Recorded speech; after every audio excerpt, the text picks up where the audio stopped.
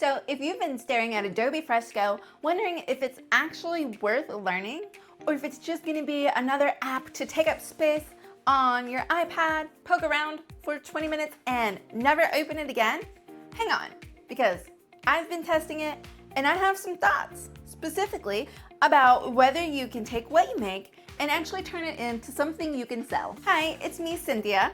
If you're new here, I'm a mom, maker, and owner of Doodle and Design Studio, where I help people that are new to digital drawing turn those drawings into income while I'm figuring it out along the way, basically sharing everything I learn, hopefully a little less chaotic for y'all.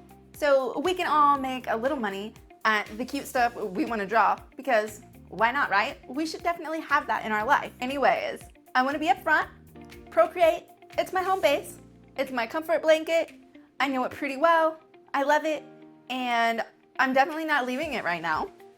But I have been trying to poke around Adobe Fresco so I can see if it's worth it, so I can share with you if it's worth it, and I'm specifically talking about those vector brushes, and I want to find out, does it have any real advantage for someone who isn't just drawing for fun? Someone who's drawing because they want to make cute things and actually sell them? So that's what today is. Not a full Fresco tutorial, just an honest look at whether you can make sellable art with it and what it actually looks like in practice. All right, let's go ahead and get into it. I'm going to draw something cute in Fresco right now, and then we're going to talk about what happens after the drawing is done, because that's a part nobody really covers in these comparison videos, because that's kind of boring. That's not really fun.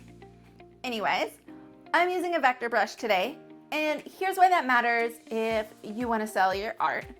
Vector art stays clean no matter how big you scale it. You can draw this little guy at sticker size and he looks perfect. Put him on a tote bag, a poster, maybe even a billboard, still perfect. Raster art, like what Procreate gives you, can get a little fuzzy when you go ahead and size way up. Now, I'm gonna keep this simple for today. A cute little guy. I call him roly-poly bugs. I believe some people call them potato bugs. Anyways, that's where my inspiration came from for this text. If not, and I'm mistaken, that's okay. It's still cute. That's our lane, and we're gonna stay in it. So with this vector brush, you can see the lines are really smooth, and obviously I'm stumbling around a bit in this software because I don't know where everything's at. And that's okay, you're gonna do the same. But once you get the hang of it, you will be good as gold. So don't panic, everything takes practice.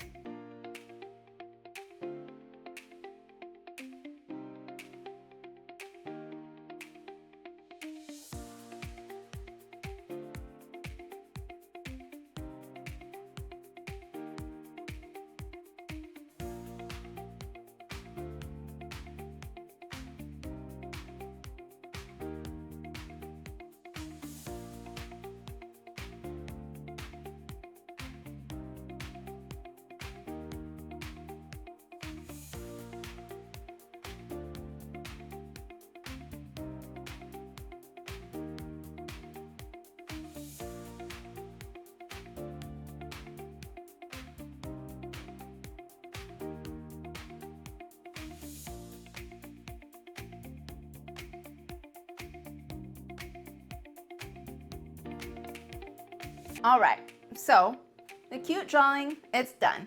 But here's what we want to know about. Here's what we are here for. What do we do with it? In Procreate, my workflow is pretty simple. I draw, I export as a PNG, and then I drop it into a mockup, whether that's in Canva or in Procreate. That's pretty much it. And then I list it with the delivery document as well. With Fresco, you can't quite export as an SVG, but we can have a little bit of a workaround to get ourselves a vector file. For one, if you do have the Adobe suite of products, you can transfer your Fresco files over to Illustrator and export as an SVG that way. But if not, we do have another free option. Adobe Fresco is free and Affinity Designer is also free. So I know all the apps. We're not gonna dig into Affinity Designer other than I'm gonna just show you quickly how to export in Affinity. And why this matters is because in Adobe Fresco, you can only export as a JPEG, PNG, or PSD or PDF. So If you export as a PNG, you no longer have the scalability. You do need a SVG to keep your artwork scalable. So what we are going to do is export our drawing as a PDF, and we are going to open that PDF in Affinity Designer. And there you can see all of your vector files, just like you made them, and you can go up to the export button, and Affinity Designer has all different kinds of ways you can export, but what we want is to export as an SVG, and that's going to give us a file that stays scalable. So that's our workaround. Unless we have the Adobe product suite, then you could just transfer it over to Illustrator and export it that way. And for certain products, that's super useful. And unfortunately, Procreate's a raster program that doesn't have that option. But for the product side, the mock-up, the listing, choosing where you want to put your artwork, those pieces are going to be the same no matter what app you use, other than the varying scalability. So whether you made this in Fresco, Procreate, or a napkin and scanned it, the process of turning your art into a product is going to be mostly the same. So don't let the software be the thing that stops you from making something. That's not where the magic lives, y'all. That magic lives in you. So my actual thoughts after spending some time in Fresco. If you're just starting out, Procreate might be a little bit easier for you. There are a few less buttons, it's very straightforward, and the user interface is very user-friendly. Lots of people use it, and there's lots of information available for it online. You can buy so many brushes, you'll never worry for a brush, and a lot of people know about Procreate. So it might be a little easier starting out. However, if you don't have either app and you're curious, you could really start in either.